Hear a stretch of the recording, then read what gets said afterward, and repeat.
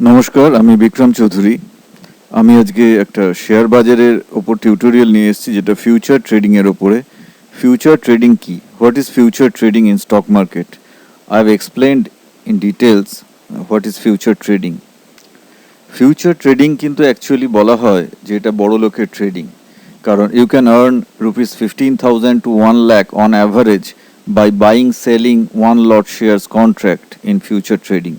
একদিনে আপনি 15,000 থেকে 1 লক্ষ টাকা ফিউচার ট্রেডিংয়ে কিন্তু উপার্জন করতে পারেন একটা লটের ওপরে 1 লট শেয়ারের কন্ট্রাক্ট নিয়ে, এবং সেটা বাই করতে পারেন বা সেল করতে পারেন। বোথ সাইডেই কিন্তু আপনি ফিউচার ট্রেডিং করতে পারেন। তা আমি এই এক্সাম্পলে দেখাচ্ছি ডিটেলে যে ফিউচার ট্রেডিং কি, what is future trading actually is. By an example I am showing here, আমি একটা উদাহরণ দিয়ে দেখাচ্ছি। ধরুন একজন কৃষক বাদাম তৈরি করে, a farmer produce nuts and oil company produce oil from those nuts. Okay, একটা কোম্পানি আছে, সে ওই কৃষকের থেকে বাদামগুলো কেনে এবং কিনে তেল তৈরি করে তার থেকে। এবং ফার্মার কি করে? নাটস প্রডিউস করে। The farmer produce nuts. So oil company depends on the farmer because they buy nuts from the farmer. Oil company সেই কৃষকের থেকে সেই বাদাম কেনে এবং একটা নির্দিষ্ট দামে কেনে এবং সেটা বাজারে বিক্রি করে, এবং তেলটাও প্যাকেট করে বিক্রি করে তারা একটা নির্দিষ্ট দামে। The oil has certain fixed price per packet, say per KG in the open market. So the oil company cannot increase the price arbitrarily. Oil company কিন্তু তার তেলের দাম আরবিটারিলি বাড়িয়ে দিতে পারে না। একটা তেলটা যে বিক্রি করছে 100 টাকা 120 টাকা পার প্যাকেট হিসেবে বিক্রি করছে, 100 to 120 rupees per kg per packet per liter, like that way they sell. সেজন্য এই যে অয়েল কোম্পানি যখন ফার্মারের থেকে নাট কিনছে, সেক্ষেত্রে কিন্তু একটা তাদের বাইন্ডিংস রয়ে যাচ্ছে। কারণ যদি তারা বেশি নাট বা বাদাম যদি তারা বেশি দামে কেনে, তাহলে কিন্তু তারা তেলের দাম সঙ্গে সঙ্গে বাড়িয়ে দিতে পারছে না। ধরুন 1,000-এর জায়গায় 1,500 টাকা পার কেজি দরে যদি তারা নাট কেনে, তাহলে কিন্তু তেলের দামও অটোমেটিক্যালি অনেকটা বেড়ে যাবে, 150 টাকা কেজি হয়ে যাবে। আগে ধরুন 100 টাকা পার প্যাকেট ছিল, এখন সেটা 150 টাকা KG per packet. So oil company cannot increase arbitrarily the price of oil per liter. So they makes a contract with the farmer. তাহলে তারা একটা ফার্মারের থেকে একটা পার্টিকুলার কেজি দরে সেই বাদামটা নেবে, এরকম একটা তারা ঠিক করে নিয়েছে আগে থেকে, যে যদি পরে বাদামের দাম যদি বেড়েও যায় তাহলেও তারা কিন্তু ওই 1,000 rupees পার কেজি দরে নেবে। এইটা হচ্ছে ফিউচার্স কন্ট্রাক্ট। তাহলে কি, ধরুন আজকে তারা কন্ট্রাক্ট করছে, আজকে হচ্ছে 17th May 2020 তারা কন্ট্রাক্টটা করছে ফার্মারের থেকে, যে তারা আগামী 3 মাস বা আফটার 3 months তারা যখন ডেলিভারি নেবে নাটসের, when they will buy nuts from the farmer, যখন কৃষকের থেকে বাদামগুলো কিনবে তারা 1,000 rupees পার কেজি দরে সেই বাদাম কিনবে। ওকে, তাহলে 3 মাস বাদে যদি বাদামের দাম 1,500 টাকাও হয়ে যায়, 1,000 টাকা পার কেজির জায়গায় 1,500 টাকা পার কেজি হয়ে যায়, তাহলেও সেই অয়েল কোম্পানি কিন্তু 1,000 rupees পার কেজি দরেই কিনবে। ধরুন সে জুলাই মাসে হয়ে গেছে 1,500 টাকা পার কেজি, তাহলেও কিন্তু অয়েল কোম্পানি তখন অ্যাজ পার কন্ট্রাক্ট যেটা তারা মে মাসে করেছিল, সেই 1,000 rupees পার কেজি দরেই কিন্তু তারা সেই বাদামটা কিনবে। তা এইটা হচ্ছে ফিউচার্স কন্ট্রাক্ট, এটা বা এটাকে একটা ফরওয়ার্ড কন্ট্রাক্টও বলা যেতে পারে, কারণ তারা ভবিষ্যতের দিকে তাকিয়ে একটা ফিক্সড প্রাইসিংয়ে they are buying the nuts, the oil company buying the nuts from the farmer.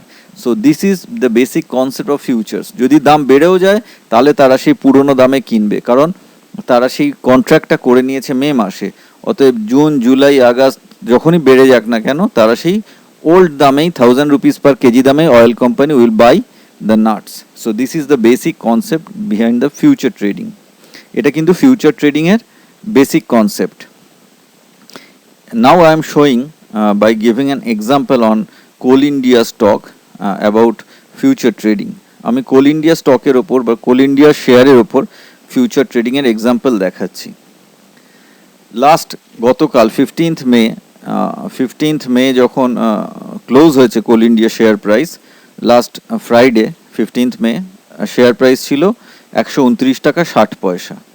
তাহলে এইখানে এই ফিউচার কন্ট্রাক্টের আন্ডারলাইং বলতে কাকে বোঝাচ্ছে? এখানে কোল ইন্ডিয়া যে share, Coal India stock, this is the underlying. But gold, silver, crude oil also can be the underlying asset. মানে এখানে কোল ইন্ডিয়া শেয়ারের ওপর আমি ফিউচার কন্ট্রাক্ট করছি বা ফিউচার বাই করছি বা ফিউচার সেল করছি, কিন্তু এর জায়গায় আমরা গোল্ড, সিলভার, ক্রুড অয়েলের ওপরেও আমরা ফিউচার বাই বা ফিউচার সেল করতে পারি। তাহলে আন্ডারলাইং অ্যাসেট বলতে বোঝাচ্ছে এখানে কোল ইন্ডিয়া শেয়ার, এছাড়াও গোল্ড, সিলভার এগুলো হতে পারে, এদের বলা হয় আন্ডারলাইং অ্যাসেট, যার ওপর ফিউচার কন্ট্রাক্ট করা হচ্ছে। এবার দেখুন, বাজারে 129 টাকা 60 পয়সা দাম, কিন্তু ফিউচারের দামটা একটু ডিফার করে অ্যাকচুয়ালি মেন শেয়ার প্রাইসের থেকে। তাহলে 15th মেতে অ্যাকচুয়াল শেয়ার প্রাইস ছিল কিন্তু 129 টাকা 60 পয়সা, যেটা আমি দেখালাম একটু আগে। এইটা 129 টাকা 60 পয়সা ছিল শেয়ার প্রাইস, কিন্তু ফিউচার প্রাইস 129 টাকা 40 পয়সা, এটা এনএসই ইন্ডিয়ার ওয়েবসাইটে দেখাচ্ছে। তাহলে এবার ফিউচার কন্ট্রাক্ট যখন আমি করব, তার মানে কি ফিউচারের একটা এক্সপায়ারি ডেট আছে, দেখুন 28 মে 2020। তার মানে যদি এর দাম যদি বেড়েও যায়, ঠিক আছে, তাহলেও কিন্তু আমি 129 টাকা 40 পয়সাতেই কিনবো। ধরুন দাম চলে গেল, সে 28 মেতে চলে গেল 170 টাকা, তাহলে ওই 28 মেতেই কিন্তু আমি 129 টাকা 40 পয়সা দামেই কিন্তু এই শেয়ারগুলো কিনবো, কোল ইন্ডিয়া শেয়ার। এবং কতগুলো শেয়ার? 1 লট শেয়ার। যদি আমি 1 লট বাই করি ফিউচার কন্ট্রাক্ট, তাহলে কতগুলো শেয়ার? 2700টা শেয়ার মিলে 1 লট হয়। তাহলে আপনি একটা দুটো কিনতে পারবেন, 1 লট কিনতে হবে কিন্তু একটা গ্রুপে, ঠিক আছে। তাহলে 2700টা শেয়ারের একটা লট আপনি 129 টাকা 40 পয়সা দামে কিনতে পারবেন। যখন যেদিন 28 মে ধরুন দাম চলে গেছে 170 টাকা, তখনও কিন্তু আপনি 129 টাকা 40 পয়সা কিনতে পারবেন, বা 160 টাকা, আমি এটা কথার কথা বললাম এটা। So if the share price goes high, so the future price also goes high. Expiry date on 28th May, you can buy at the price when you made the contract. So when you are buying the future contract, the future price of the share is 129.40 rupees. Okay, so you are buying one lot, that is 2700 shares of Coal India. You are making a contract. The contract is on expiry date you will buy in this price 120 rupees 40 paisa. Even the price goes higher also. So this is the main contract behind the future trading. তাহলে spot price কাকে বলছে? Spot price হচ্ছে 129 টাকা 60 পয়সা, যেটা শেয়ারের actual price. আর future price কিন্তু একটু ডিফার করে, এখানে দেখাচ্ছে এনএসই ইন্ডিয়াতে 120 রুপিস 40 পয়সা। Next, why I shall buy the future contract? আমি তো শেয়ারই কিনতে পারি, 2700টা শেয়ার আমি কিনে নিতে পারি, তাহলে আমি ফিউচার কেন নিতে যাব? এই 2700 শেয়ারের একটা যে গ্রুপ, এর ফিউচারটা কেন নেবো? আমি তো 2700টা শেয়ারই ডাইরেক্টলি প্রাইসে বাই করতে পারি। এবং ব্যাপারটা তো এক, কারণ শেয়ারের প্রাইস যেরকম বাড়বে ফিউচার কন্ট্রাক্টের প্রাইসও সেরকমভাবেই প্রায় অলমোস্ট বাড়ে, একইভাবে বাড়ে অলমোস্ট। তা আমি তো কিনতেই পারি future. So why should I buy the future contract instead of buying the shares directly? Now I am showing you why we shall buy futures instead of stocks. আপনি যদি 2700টা 1 লট কোল ইন্ডিয়া শেয়ার যদি কিনতে চান, তাহলে কত টাকা পড়বে? 2700 share into 129 টাকা 60 পয়সা, যেটা লাস্ট দিনের প্রাইস ছিল। So 2700 into 129.6 equal to almost 3.5 lakhs. You need to buy 1 lot of Coal India share directly from the market. I mean from the share market. If you want to buy shares directly, not future, so you need to pay 3.5 lakhs. Mind it. So when you are making futures, you need to buy in lots, not individual or 100 200 like shares. You need to 1 lot shares which is prefixed. আগে থাকতে ঠিক করা আছে 1 লট কত quantity share, আপনি কিন্তু change করতে পারবেন না। এবারে ফিউচার কন্ট্রাক্ট নিলে আমার লাগবে 82,000 টাকা, almost 23% of total money of 1 lot shares from the market directly if I decided to buy. মানে 1 লট কিনতে 3.5 lakhs লাগলে, সেম ফিউচার কন্ট্রাক্ট কিনতে বাই করতে আমার লাগবে 82,000 টাকা। তাহলে ওখানে 3.5 lakhs আর এখানে 82,000, মানে 23% অফ টোটাল মানি। সেজন্য অল্প টাকায় নেওয়া যাবে বলে অতগুলো শেয়ারের একটা এফেক্ট, সেই জন্য ফিউচার কন্ট্রাক্ট বাই করে, যেহেতু অল্প টাকায় করা যায়। দ্যাট ইজ 3.5 lakhs-এর জায়গায় you need only 82,000 rupees to just like buying same kind of shares. So people buy 1 lot future contract instead of buying 1 lot shares directly from the market because they need less money. কিন্তু future contract একটা expiry date আছে, যেটা এখানে 28th May 2020। So what is lot size? I have already told you. The minimum number of shares exist in a futures contract, that is the one lot, that is here 2700 shares. For Tata Steel it is 1500 shares, for State Bank of India it is 3500 shares, and it varies from share to share. It is also prefixed, you cannot change it.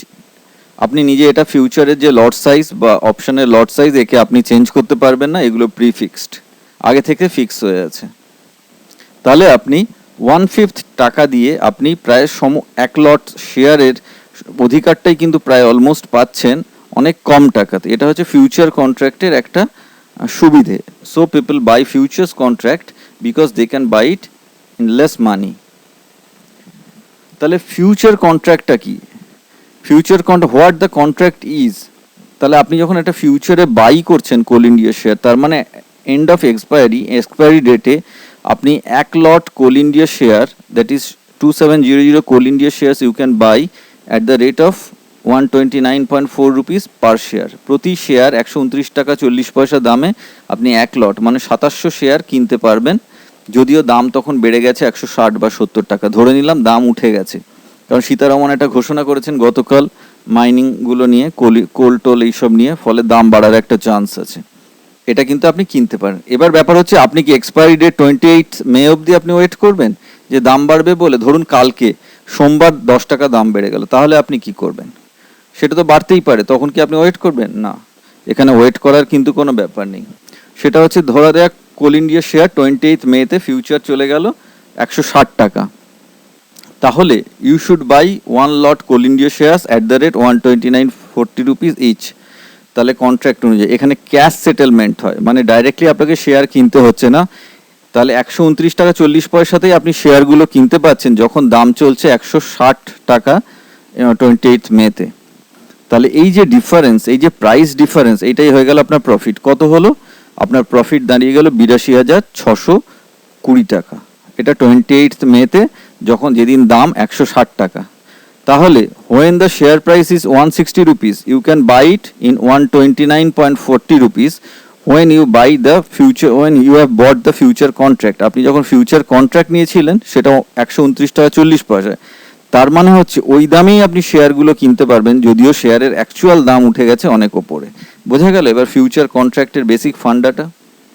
এবার ধরুন বেড়ে না গিয়ে কমেও তো যেতে পারে, ধরা গেল 28 মেতে কোল ইন্ডিয়া শেয়ারের দাম হয়ে গেল 120 টাকা, তাহলে আপনি কি করবেন? তাহলেও কিন্তু আপনাকে 129 টাকা 40 পয়সা দামেই কিনতে হবে, যদিও শেয়ারের দাম চলে গেছে 120 টাকা। That means you have to buy the shares at the price of 129.40 rupees, that is the future contract buying price. Okay, you need to buy the shares when the actual share price gone down, that is 120 rupees. So you need to buy at the higher price because share price gone down, শেয়ারের দাম কমে গেছে। শেয়ারের দাম কমে গেলে obviously ফিউচারের দামও কমে যাবে, অতএব অ্যাকচুয়ালি কিন্তু আপনি লসে চলে যাবেন তখন যদি শেয়ারের দাম পড়ে যায়, কারণ আপনি ফিউচারে বাই করেছিলেন। ফিউচারে সেল করলে আপনার লাভ হতো। বাই যেমন করা যায় তেমনই ভাবে you can sell also in futures.